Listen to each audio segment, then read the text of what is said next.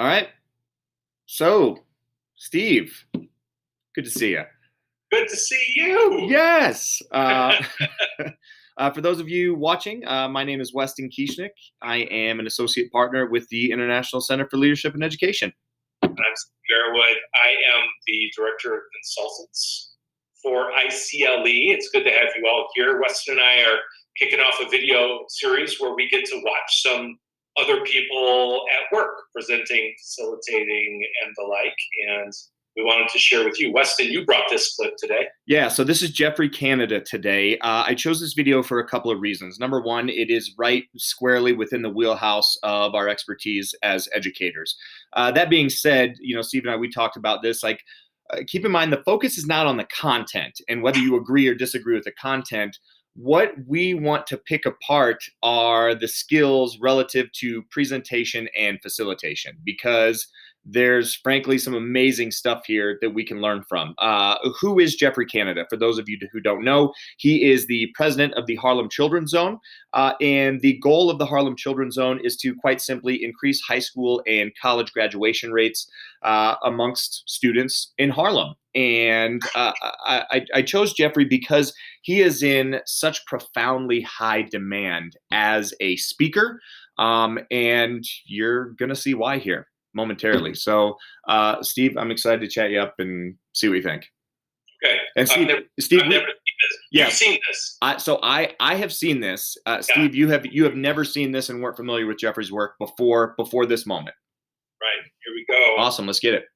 Director's commentary. Engage. I'm a little nervous because my wife, Yvonne, said to me, she said, Jeff, you watch the TED Talks? I said, yes, honey, I love TED Talks. She said, they're like really smart, talented. I said, I know. She said, they don't want like the angry black man. So I said, no, I'm gonna be good, honey. I'm gonna be good. I am, but I am angry. So pause, right? Like that's like, this is like, Steve, this is so good. So I was actually super excited for us to talk about this first 7 seconds. Number one, because he immediately defaults to self-deprecating.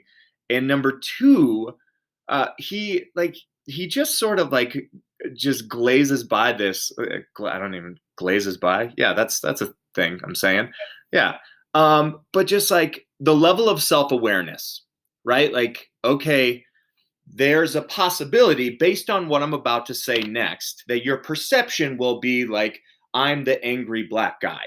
And so he's like, let's just call out the elephant in the room, acknowledge it because I have that level of self-awareness, but do it in a way that is both funny and entirely approachable. Mm-hmm. Yeah. My first, I've never seen him speak before. And it's interesting too. The first thing I noticed was this guy's so confident and has such confidence in his material and his presentation that he's doing something that a lot of people say never to do as a public speaker or presenter, which is a lot of looking down. He's looking down as he's sort of like, even right now in the freeze, he's not looking at the audience at all. He's like, it's like he's wrapped in his own head and he's going like through this personal story and he's all in here, but we're sort of watching it and don't need eye contact, in that moment, which is a move I sometimes see when people go into that self-share. Yeah.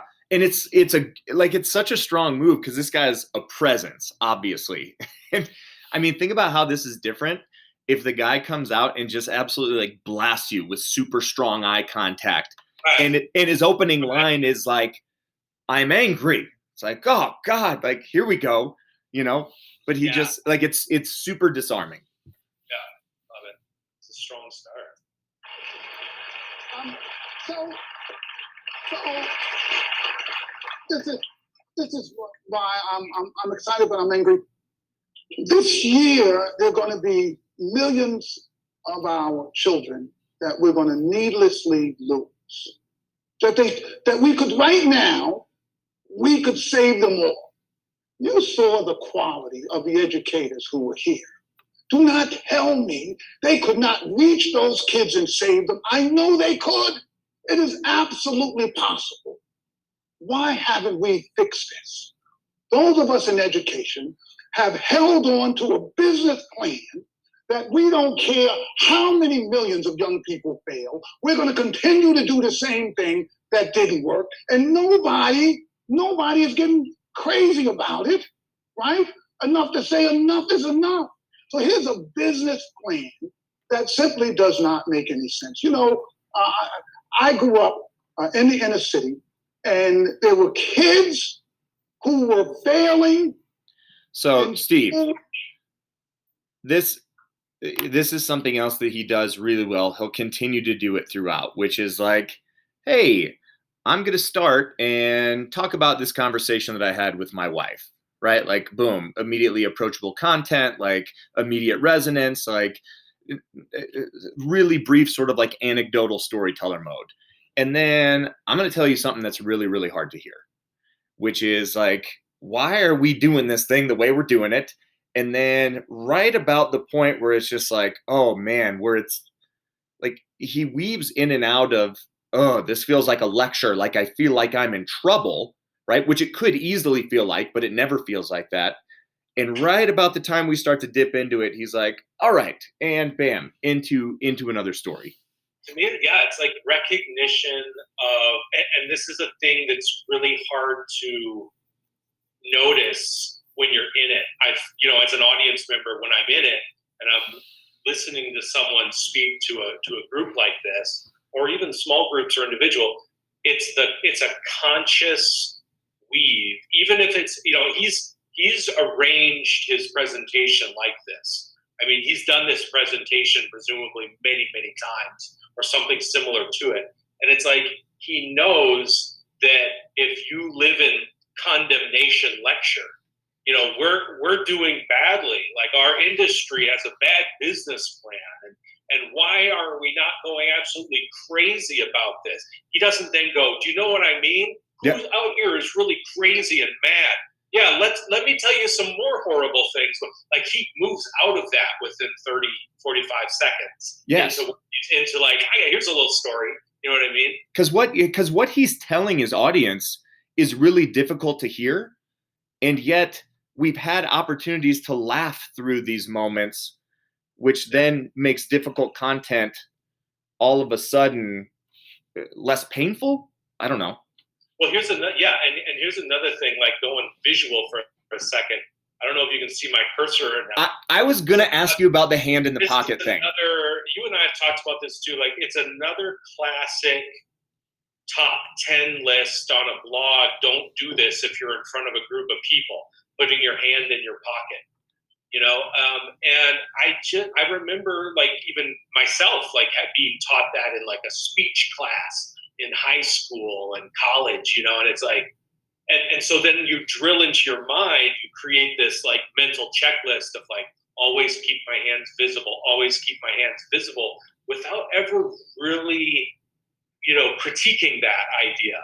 Yeah. And I think, like, do people ever talk to each other with their hands in their pockets? Yeah, totally. Like, yeah. It can look casual and comfortable. They don't do it all the time, 24/7. With it, like for every instant, but it's like going there now and then because it happens naturally, I think is more than fine. That's why lists like that are so dangerous, because people will. That's why having this much information is really dangerous, right? Because like, I'm supposed to make eye contact all the time, even though it would be completely unnatural for me to do this in any other social circumstance, right? Like just drilling into them all the time and never giving me a break. I'm like, oh my God. Yeah. Yes. Like, it's just like, this is authentic for him, right? Yes. And authenticity is the universal language of resonance. So whatever's authentic for you, like that should be the go-to move, unless it's something profoundly awkward. Like, it's like, I like to talk like this. Like, well, yeah. Right. Yeah. I always talk to people with my shirt off. Yeah. I feel very natural, very, free. Right. Right. All right, here we go. In schools 56 years ago when I first went to school. 56 years ago when I first went to school. And those schools are still lousy today. 56 years later. And you know something about a lousy school? It's not like a bottle of wine, right? Where you say like 87 was like a good year, right? That's not how this thing, I mean, every single year, it's still the same approach, right? One size fits all. If you get it, fine. And if you don't, tough luck. Just tough luck. Why haven't we allowed innovation to happen? Do not tell me we can't do better than this. Look, you go into a place that's failed kids for 50 years, and you say, so what's the plan? And they say, well, we're going to do what we did last year, this year. I want to talk for a second with you, Weston, about his movement, like where he's positioning himself and how he moves while he's speaking to this group. He's in a classic theater in the round, as they call it. Yep. Where it's like you've got people on more than 3/4 plus of you. And it's not a huge group, but it does, as a presenter, having been in a similar format to that before, it's like it doesn't matter how many people are necessarily behind you. You feel them back there, and you want to give them attention with your direction at different times. You don't want to forget them, right? But also, it's like, so this awareness of his audience, but he's also, I think, aware of what's easy and what's hard to watch in a human being in front of a group. Right now, he's been planted for a few seconds as he says a particular, what we did last year, this year. Like he's got sort of a cool phrase, like a phrase that pays, like a powerful sort of catchy phrase. And he plants himself whenever he says one of those things. And then he'll start moving as he sort of has banter and sort of, this rapport building conversation, or he's leading us somewhere and then he sticks it, kind of like a gymnast or something, sticking the landing. Have you been, what do you see? Yeah, so I watched this. It's very Chris Rock-esque, right? Mm-hmm. So if you watch Chris Rock do stand-up, I heard another stand-up comedian describe it as like he would prowl the stage like a panther, right? Mm-hmm. So it's like a back and forth and then boom, stick a punchline, right?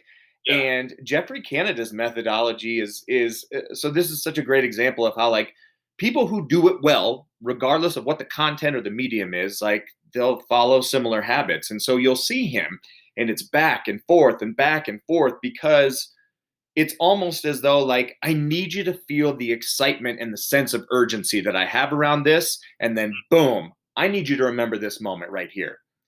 And I think that's really powerful. It's a great way to use a stage. It's a great way to use a room. And it's a great way to anchor really, really important content. And he does it beautifully. Right. Like versus like, Weston, I have a really important thing to say to you. Right now. And I feel like movement is interesting. So let me say this really key phrase to you. Right. Right. You're just like, ah. Right. But at the same time, like I'm almost nervous to even call it out. Because again, like people will be like, all right, well, I guess I have to move. But then go watch a guy like Simon Sinek, who I'm sure we'll watch later, and the guy will plant his feet at the start and will not move from a box that is larger than his body. Yeah, it's true. Like it's almost like a personal branding. Like it does have to feel natural for you, but then you have to be able to trust in your audience or like this guy's probably had many people as coaches and presenting, ideas, or he's watched himself, many people over the years to get to this kind of level of ability where it's like they tell you, no, that's annoying. As you said earlier, it's like doing something just because it's comfortable. Like, I just got to be me. And they're like, yeah, well, what if me isn't effective or it's annoying? Right. It's like having to be willing to shift those things. Yeah. Let me hit this. What kind of business model is that? Banks used to open and operate between 10 and 3. They operate 10 to 3. They will close for lunch hour. Now, who can bank between 10 and 3? The unemployed. They don't need banks. They got no money in the banks. Who created that business model, right? And it went on for decades. You know why? Because they didn't care Talking about the customers. So this is something really impressive that he does. He's saying something that's potentially very negative about education and the space of education, many of which I'm assuming people in the room, like that's a space that they're all in. He's saying something really difficult to hear, but he's not linking it to schools, right? Like this is such an awesome way to make difficult information palatable. Like, hey, look at the banking industry. Look at this profoundly stupid thing that they used to do. Right. Because what he's saying is like, look at this stupid thing we're doing. Right. Yeah. But it's an awesome moment for us to recognize, like, hey, if you've ever got to deliver a piece of learning that is going to be bitter or sour or difficult to handle, like, how can you phrase it or how can you wrap that lesson around another industry or something that people in the room may have less emotional connectivity to, so they're less likely to meet you like this, right? Yeah, and it's creativity. Like he came up with that, right? You know, whether or not, like, he put that in his presentation, whether he coined that analogy, you know, that corollary sort of analogy, like that is a trait of really successful communicators. I think, you know, large group, small group. You know, he decided, okay, because he's like, I can't just sit up there and go, you need to be better. We need to be better. Right. We need to be better. You need to, you know, it's like keeping it living in the, like he did that for a second in the early going. He's like, why are we going crazy? And then he flips into a story. Yeah. Right. And then here it's like, yeah, there's a problem here. It's an outdated, it's not innovative. Let me share this story analogy with you. Right. Like, again, it's like that he understands this dynamic of like how long to live in the space before bouncing out to something comfortable. Yeah, yeah, he's masterful at it. It was about bankers. They created something that works for them. How could you go to the bank when you were at work? It didn't matter. Then they don't care whether or not Jeff is upset he can't go to the bank. Go find another bank. They all operate the same way, right? Now, one day, some crazy banker had an idea. Maybe we should keep the bank open when people come home from work. They might like that. What about a Saturday? What about introducing technology? Now, look, I'm a technology fan, but I have to admit to you all, I'm a little old. So I was a little slow, and I did not trust technology. And when they first came out with those new contraptions, these tellers that you put in a card and they give you money, I was like, there's no way that machine is going to count that money right. I am never using that, right? So technology has changed. Things have changed.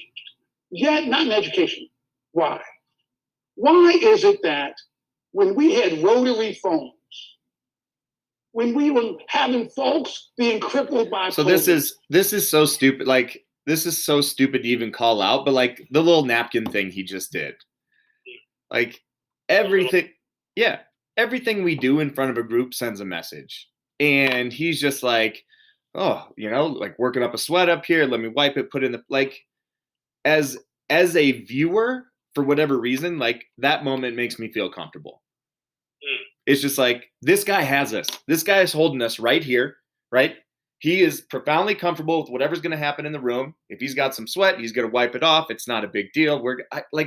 It's a teeny tiny little thing, but it says to me as a participant, like, okay, this guy's got us. Yeah, I mean, I sweat a lot when I'm in front of groups because I move a lot. This is really what I wanted to get to the root of, Steve. I know that's what you were driving towards, so I thought I'd just go there. I mean, thus the no shirt presentation. No, but I mean, it's really like I get physically hot. Yeah. And I find myself after I'm driving for a few minutes, especially standing and, you know, the larger, more movement type, you know, situations, bigger stage stuff. And it's just like, pour it.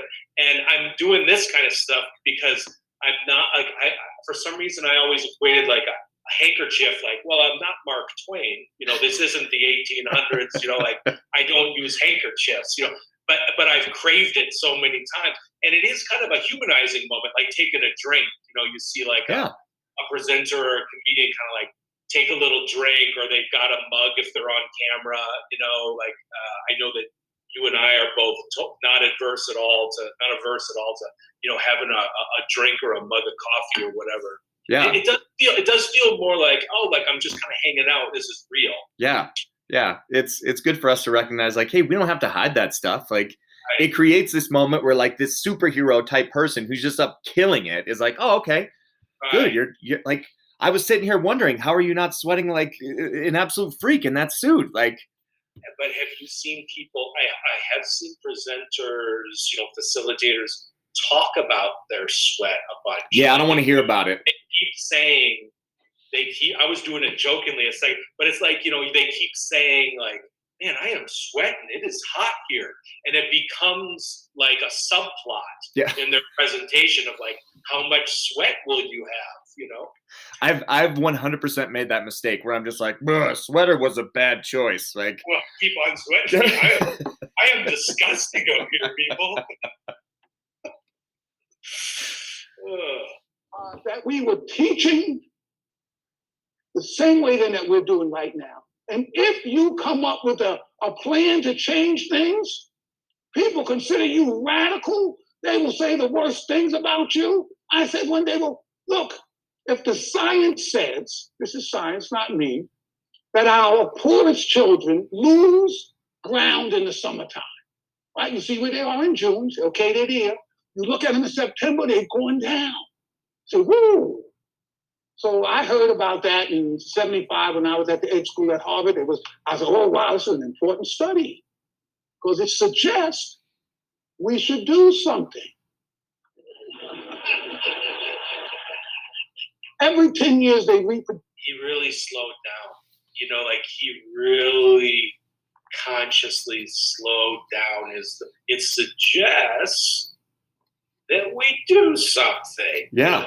That's not his baseline, kind of peppery rate. It's so clever, and he does it so well, and that's so hard to do. It's a thing I really struggle with. Like, he knows he has a soft punchline coming, and he doesn't trample on it. He slows it down and delivers, and then he gives his audience time to catch up with him and laugh with him. Mm-hmm. Right? Versus that, like, coming at you, energy, frenetic, energy. Yeah. Which is way easier. What he's showing us is really hard to do, but he makes it look really easy. Yeah. The same study says exactly the same thing. Poor kids lose ground in the summertime. The system decides you can't run schools in the summer. I was wondering, who makes up those rules? For years, I went to the Harvard Ed School. I thought I knew something. They said it was the agrarian calendar, and people had. But let me tell you why that doesn't make sense. I never got that. I never got that because anyone who knows if you farm, you don't plant crops in July and August. You plant them in the spring. So who came up with this idea? Who owns it? Why did we ever do it? Well, it just turns out in the 1840s, we did have schools were open all year.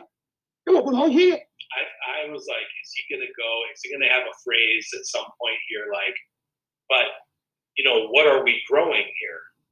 Are we growing corn or are we growing kids? That it would be awesome if he did. I'm guessing that means he doesn't. But there are a lot of folks who had to work all day, didn't have any place for their kids to go. It was a perfect place to have schools. So this is not something that is ordained from the education gods. So why don't we? Because our business has refused to use science. Science. You have Bill Gates coming out and say, look, this works, right? We can do this. How many places in America are going to change? None.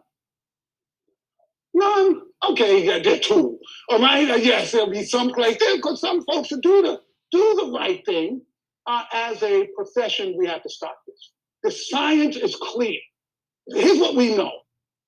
We know that the problem begins immediately, right? This idea 0 to 3. My wife Yvonne and I, we have boom right into it. Oh, so like the cadence And it continues like that. Yeah. So this guy, I'm going to check this. So this guy, to me, I've never seen him again. One of the things that I'm noticing is a real mastery over that dynamic of like quiet, loud, like challenge and fun or humor. Difficult to hear, and then sort of a lighthearted or embarrassing, thing. He's got such a mastery of that dynamic. And this is a 15 to 20 minute presentation he's doing here. But, this, from what you told me, this is the guy who's going to get hired out to do an hour, keynote all over the, country, presumably. So I'm interested, like, are there other things, watching this, like what sort of lands for you? Like as an audience member, you're watching this guy, like what is it that sticks for you? There's a heartbeat to it, right? And I mean that sort of literally and metaphorically. I feel it. I feel what he's saying because his enthusiasm for it is infectious. But there's also a structural heartbeat that you alluded to, which is like there's this moment where he's going to talk about his wife or talk about his family. And then like that's when we're at our apex here, like, oh man, like what's he going to tell us? And then he's going to talk about his content, right? And we're going to drift here a little bit because what he's telling us in some cases is really, really hard to hear. And he recognizes that. And right before he loses us, boom, he's going to lift us back up again. And he does that again and again and again and again so that we never get too low and we never get so high that we lose out on the crescendo that's coming at the end, right? And it's just like, that's powerful. That's powerful. And I think it's important for all of us to recognize it's also very, very intentional. That doesn't happen by accident. Well, that was an awesome one. I think Geoffrey Canada, right? Geoffrey Canada. Geoffrey Canada, I'll be watching the rest of that one for sure, and then seeing what else he has. Like, what a great speaker I've never heard of. That's what's so exciting to me, too, is there's all these people out there. I just imagine thousands of them that I've never, like, they haven't crossed my radar. They should, and they are. And so one of the things I'm excited about doing this series with you is, like, they're going to start, like, new people crossing my radar. So that was a cool sort of kickoff. Yeah, I'll admit I'm more excited about my off weeks than I am my on weeks where I bring the clip.